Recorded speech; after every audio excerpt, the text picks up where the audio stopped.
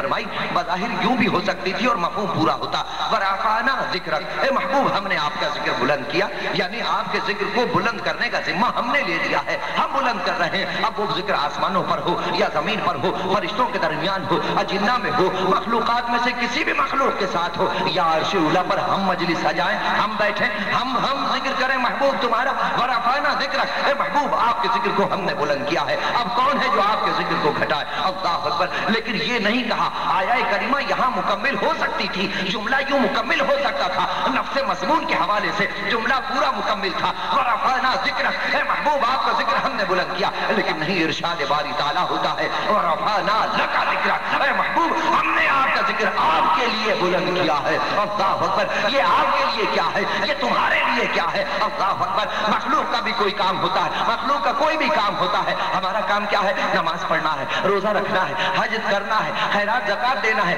ہمارے جو بھی کام ہوتے ہیں۔ ابھی یہاں میں تقریر کر رہا ہوں، اس کا بھی کوئی مقصد ہے، آپ یہاں سننے کے لیے آئے ہیں، آپ کی بھی حاجت ہے، ان احباب نے، رفیع بھائی نے، دوسرے احباب نے، امیر حمزہ سوسائٹی نے، فیضان مدینہ نعت کونسل نے اس مجلس کا محفل کا اہتمام کیا ہے، ان کا بھی کوئی نہ کوئی مقصد ہے۔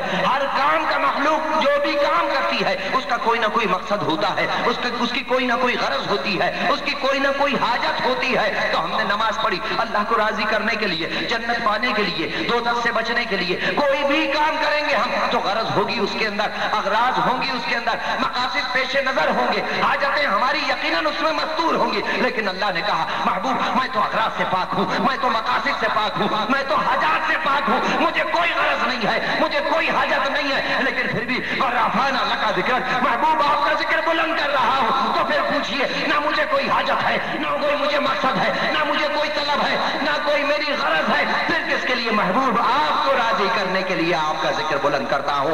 ورفعنا لک ذکرک، محبوب تمہارے لیے۔ اللہ اکبر۔ اور خالی ایک جگہ ہی نہیں کہا کہ محبوب یہ کام میں آپ کے لیے کر رہا ہوں۔ اللہ اکبر۔ موسیٰ کلیم اللہ تھے، اللہ کی بارگاہ میں عرض کی یا الہ العالمین میرا سینہ کھول دے۔ اللہ اکبر۔ اپنا سینہ کھولنے کے لیے، اپنا سینہ کھلوانے کے لیے، سینہ کھولنے کا مطلب سمجھتے ہیں نا، مولا اپنے علم کے خزانے مجھ پر آسان کر دے، وَيَسِّرْ لِي خَزَائِنَ عِلْمِكَ، اے مولا اور مجھ پر اپنے علم کے خزانے آسان فرما دے، میرا سینہ کھول دے، مجھے علوم لدنی عطا فرما دے۔ اللہ اکبر۔ موسیٰ التجا کرے کلیم اللہ ہو کر، لیکن اللہ محبوب سے کیا کہتا ہے؟ محبوب آپ کو التجا کرنے کی ضرورت نہیں ہے، آپ کو دعا کرنے کی ضرورت نہیں ہے، آپ کو ملتمس ہونے کی ضرورت نہیں ہے۔ الم نشرح لک صدرک، اے محبوب کیا آپ کے کہے بغیر ہم نے آپ کا سینہ نہیں کھول دیا آپ کے لیے؟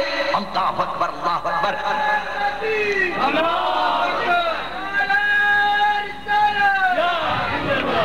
وہاں بھی کہا ورفعنا لک ذکرک، یہاں کہا الم نشرح لک صدرک، تمہارے لیے محبوب سینہ کھولا، تمہارے لیے ذکر بلند کیا، تمہارے لیے۔ دوسری تیسری جگہ کہا وَلَلْآخِرَةُ خَيْرٌ لَكَ مِنَ الْأُولَىٰ، محبوب آپ کی ہر آنے والی گھڑی پچھلی گزرتی ہوئی گھڑی سے بہتر ہے، یہ ہم نے بہتر کر دی ہے، کس لیے؟ آپ کے لیے۔ اللہ اکبر۔ یعنی رفعنا لک ذکرک کی بات کی، ذکر بلند کیا کس کے لیے؟ تمہارے لیے۔ محبوب سینہ کھولا کس کے لیے؟ تمہارے لیے۔ ہر آنے والی گھڑی بہتر ہے کس کے لیے؟ تمہارے لیے۔ اللہ اکبر۔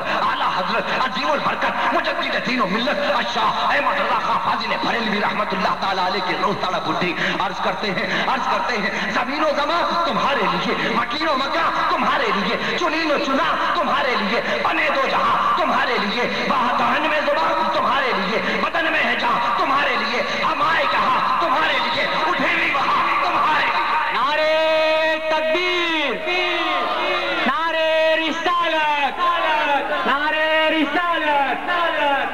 اللہ رب العزت نے اس کائنات کی تخلیق فرمائی، اس کائنات کو تخلیق فرمایا، اس کائنات کو بنایا، اس میں اپنے حسن کے جلوے بکھیر دیے، اپنی صفات کا مظہر و مظہر بنا دیا اس کائنات کو۔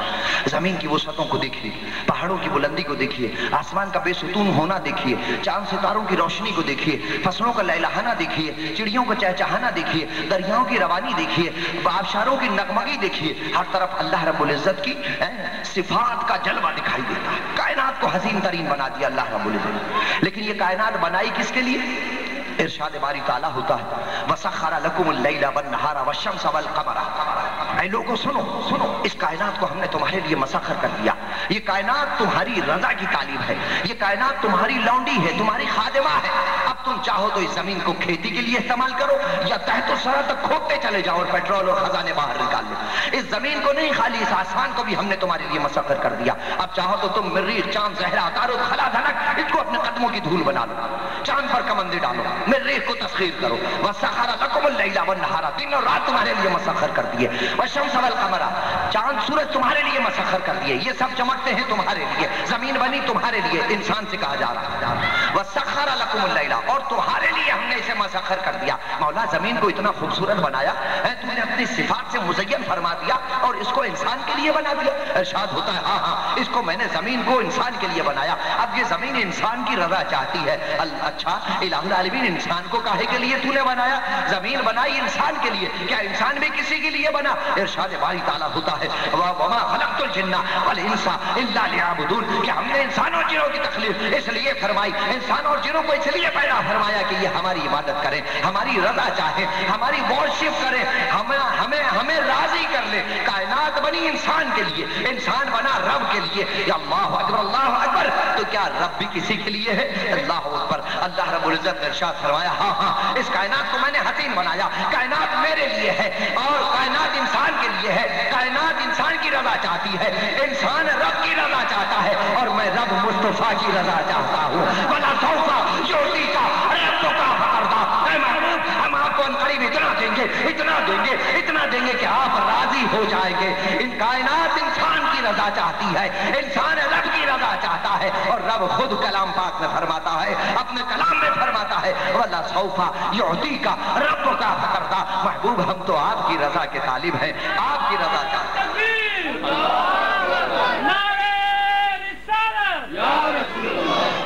اور ہمیشہ سے ایک اصول رہا کہ مقصود قاصد سے زیادہ باکمال خوبصورت ہوا کرتا, مطلوب طالب سے زیادہ خوبصورت ہوا کرتا, پیر مرید سے زیادہ باکمال ہوا کرتا. تو کائنات کو بنایا حسین. اب کائنات چاہتی ہے انسان کی رضا, کائنات چاہتی ہے انسان کی رضا. کائنات کو بنایا حسین. اب کائنات ہے طالب, انسان ہے مطلوب. کائنات ہے قاصد, انسان ہے مقصود. کائنات ہے عاشق, انسان ہے معشوق. اور یہ ہمیشہ کا اصول رہا کہ معشوق, مطلوب, مقصود, مراد, یہ سب مرید, طالب, قاصد, عاشق ان سے زیادہ خوبصورت ہوا کرتا. تو کائنات کو حسین بنایا, تو انسان کو کیسا بنایا مولا؟ ارشاد ہوتا ہے لقد خلقنا الانسان فی احسن تقویم. کائنات کو حسین بنایا لیکن انسان کو احسن بنا دیا. بے شک ہم نے انسان کو خوبصورت تقویم کے ساتھ پیدا کیا. کائنات انسان کی رضا چاہتی ہے, اس لیے ضروری تھا کہ کائنات سے زیادہ انسان حسین ہوتا. اللہ اکبر. اب انسان کو بنایا رب کے لیے, تو رب کیسا حسین ہے؟ اللہ جمیل و یحب الجمال, اللہ حسین حسن کو پسند فرماتا ہے. اللہ اکبر. کائنات قاصد ہے, انسان مقصود ہے. کائنات کم حسین ہے, انسان احسن ہے. اب انسان قاصد ہے اور رب مقصود ہے, تو انسان سے زیادہ رب خوبصورت ہے. اب آگے بڑھتے ہیں کہ رب قاصد ہے اور مصطفیٰ مقصود ہے. رب طالب ہے, مصطفیٰ مطلوب ہے. رب عاشق ہے, مصطفیٰ معشوق ہے. رب محبوب کی رضا چاہتا ہے, محب ہے, اور محبوب مصطفیٰ ہے. اللہ اکبر. کائنات حسین ہے لیکن انسان کائنات سے زیادہ حسین ہے, اور انسان کائنات سے زیادہ حسین ہے. انسان رب کی رضا چاہتا ہے, رب انسان سے زیادہ حسین ہے. تو رب تو مصطفیٰ کی رضا چاہتا ہے, تو کیا رب مصطفیٰ رب سے زیادہ حسین ہے؟ کہا نہیں. رب تو کہتا ہے میں خدا ہوں, میں خود سے ہوں, جو کچھ میرا حسن ہے وہ خود سے ہے, کسی نے عطا نہیں فرمایا. میں نے چاہا اپنا حسن خود ملاحظہ کروں, اپنی صفات کا جلوہ میں دیکھوں. اب محبوب کو رب مصطفیٰ صلی اللہ تعالیٰ علیہ وسلم کو میں نے آئینہ بنا دیا, آئینہ الوہیت بنا دیا. اپنی صفات کے جتنے جمال تھے, اپنی صفات کے جتنے جوہر تھے, اس آئینے میں عطا فرما دیے. اب مصطفیٰ کا تو کچھ ہے ہی نہیں, سب اللہ کا ہے. اللہ نے چاہا اپنی صفات کا مشاہدہ کرنا, محبوب کی ذات کو آئینہ بنا کر اپنی ذات اور صفات کا مظہر بنا دیا, بلکہ مظہر بنا دیا. اعلیٰ حضرت عظیم البرکت مجدد دین و ملت الشاہ احمد رضا خان فاضل بریلوی رحمۃ اللہ تعالیٰ علیہ کی روح تڑپ اٹھی. آپ نے فرمایا تو عالم خدا کی رضا چاہتے ہیں, تو عالم خدا کی رضا چاہتے ہیں, اور خدا چاہتا